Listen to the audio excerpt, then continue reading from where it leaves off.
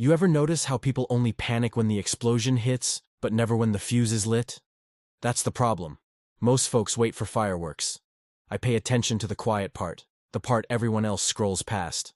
For 30 years, I've watched the world shift, not through headlines, but through patterns, not through emotion, but through structure.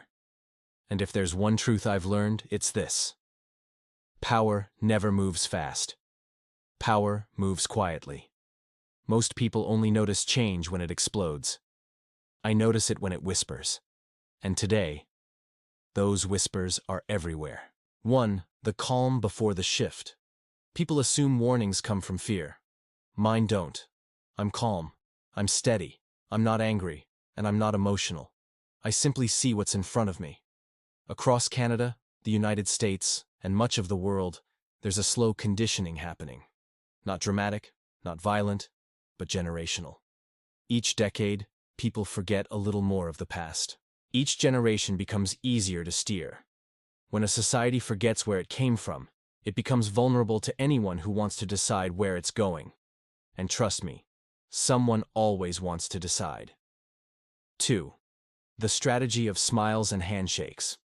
The most dangerous enemy is never the one who attacks you. It's the one who understands you. Real power doesn't shout. Real power smiles, shakes your hand, and studies you like a long-term investment. Nations do this. Ideologies do this. Movements do this. They don't take over by force. They take over by access, by trust, by normalization, and by slow influence. One agreement, one partnership, one policy shift, one generation forgetting what the last one knew. That's how control works. Quietly, politely, strategically. Almost like customer service with an agenda. 3. Selective memory, the new tool of division. We live in a time where certain historical wounds are magnified endlessly, while others are ignored completely. Not to heal, but to divide. Slavery becomes a weapon to blame every modern white person, while countries with active open racism get a free pass. This isn't justice. This is narrative engineering. When a society is busy fighting itself, it doesn't notice who's shaping the future, and someone always is. 4. Loving a people doesn't mean ignoring their government. I've said it clearly. I love China, the culture, the history, the people. But loving a people doesn't mean ignoring the agenda of their leadership. The same applies to extremist ideologies. They publicly state their goals. They don't hide them. The world simply refuses to listen until it's too late. People say, it would never happen. History says, it always happens once you stop paying attention. 5. I'm not fighting for myself. Everything I'm saying has nothing to do with my own safety or comfort. I'm fighting for my kids, my future grandkids, and the generations after them.